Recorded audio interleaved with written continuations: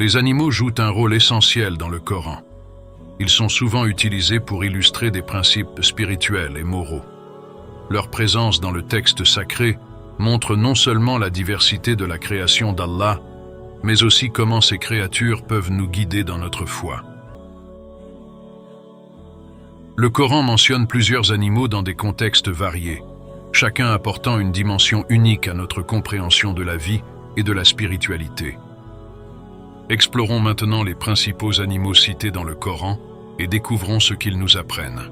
Le premier animal cité dans le Coran est la vache, Al-Baqarah. La sourate. Al-Baqarah est la plus longue du Coran et son nom signifie la vache. Cette sourate tire son nom d'une histoire importante relatée dans ces versets. Les enfants d'Israël ont été commandés par Allah de sacrifier une vache pour prouver leur obéissance. Cette histoire, que l'on trouve dans sourate Al-Baqarah, versets 67 à 73, illustre des thèmes de foi et de soumission à la volonté divine. L'histoire de la vache est également un symbole de la communauté et de l'importance du respect des ordres divins, même quand ils semblent difficiles à comprendre. Le deuxième animal est l'abeille. La sourate An-Nahl, qui signifie l'abeille, aborde plusieurs aspects de la nature, mettant en lumière les miracles de la création. Dans les versets 68 à 69, Allah parle des abeilles qui fabriquent du miel avec une précision extraordinaire. Ce miel est décrit comme ayant des propriétés curatives, soulignant la sagesse divine dans la création. L'abeille est également un exemple de la coopération et de l'organisation dans la nature, nous montrant comment des petites créatures peuvent accomplir des tâches incroyables et jouer un rôle vital dans l'équilibre de la vie. Le troisième animal cité dans le Coran est l'éléphant. La sourate Al-Fil traite de l'incident de l'armée de l'éléphant, dirigée par le roi Abraha, qui a attaqué la Kaaba avec des éléphants en 570 après J.C. Cet événement est raconté dans sourate Al-Fil, versets 1 à 5. Allah a envoyé des oiseaux avec des pierres pour détruire l'armée, protégeant ainsi le sanctuaire sacré.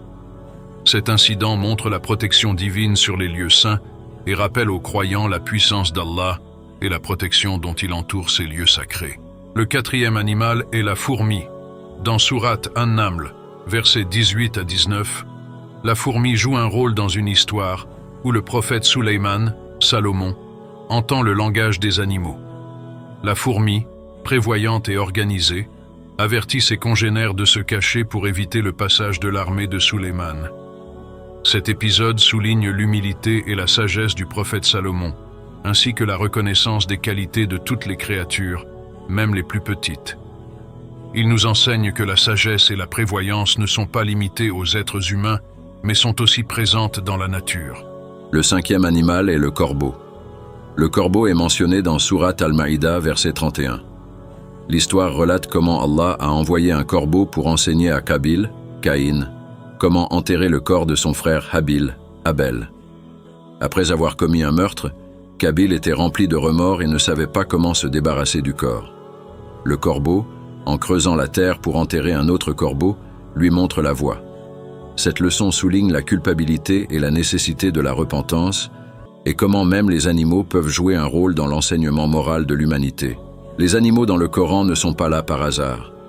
Chacun d'eux représente des qualités particulières et nous enseigne des leçons précieuses.